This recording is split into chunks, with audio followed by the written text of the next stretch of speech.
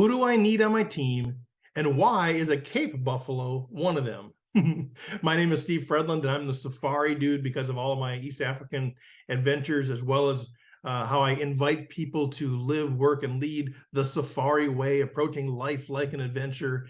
And one of the things I discovered on one of my trips to Africa is the Cape Buffalo, and the attributes of the Cape Buffalo that make me realize it is one of the animals that we need to have on our leadership safari. They are one of the peeps we need in our Jeep, if you will. The Cape Buffalo is so interesting. Now, you would think that because they are such a powerful animal, that they are led through power. They are led through aggression. They are led by alpha males who are stronger and bigger and faster and tougher than all of the other Cape Buffalo. But it's just not the case. They do have defined leaders of their herds, but the real drivers of the direction of the Cape Buffalo are the animals that you'd never think would be the leaders. Scientists have referred to them as the Pathfinders. They are the quiet ones. They are the experienced ones. They are often the matriarchs, the females who have been with the herd and been in that area for a long time. They are the ones that ultimately determine the direction of the herd. You see, what happens is as the buffalo finish eating and grazing, they're laying down. When it's time for the herd to move to their next destination, it's the Pathfinders, these quiet matriarchs, experienced buffalo that stand up. They look around, they look different directions, they smell the air, and then they lie back down and they reposition themselves facing the direction that they believe the herd should go. And a couple of them do that. Now, scientists believe that they understand where they are. They understand where the danger lies because of their experience. They understand where the best water sources are, where the best food sources are. And they believe that that is why they lie in this certain direction.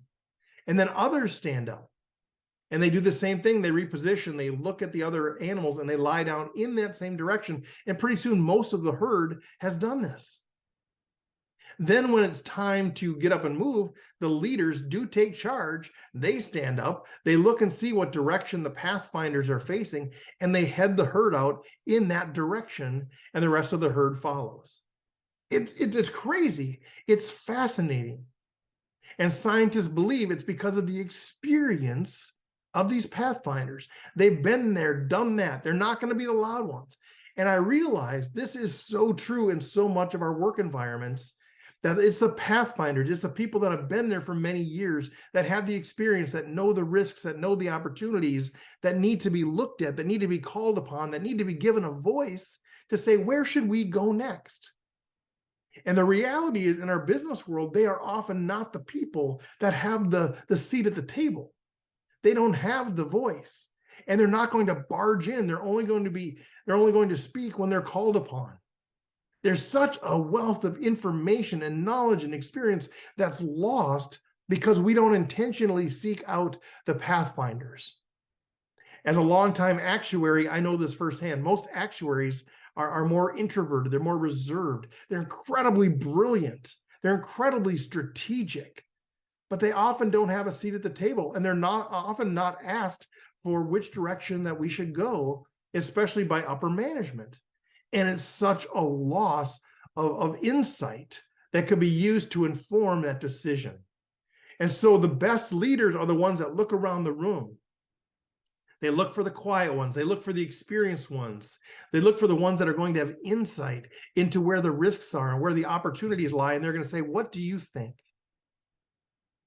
And it's at that point that those Pathfinders stand up, reposition themselves, and point in the direction they believe the herd should go.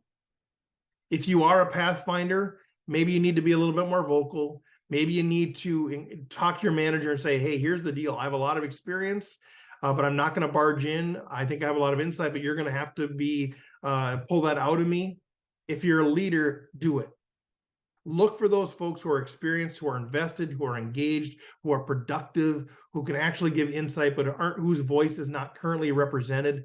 And man, get those peeps in the Jeep. Now, maybe you don't want a Cape Buffalo actually in your Jeep, but make sure that you have a Cape Buffalo Pathfinders on your checklist of animals that you have on your leadership journey. My name is Steve Fredlund. I invite you to subscribe to this channel, hit the bell if you want to be notified when there's new videos that come out. Join the conversation.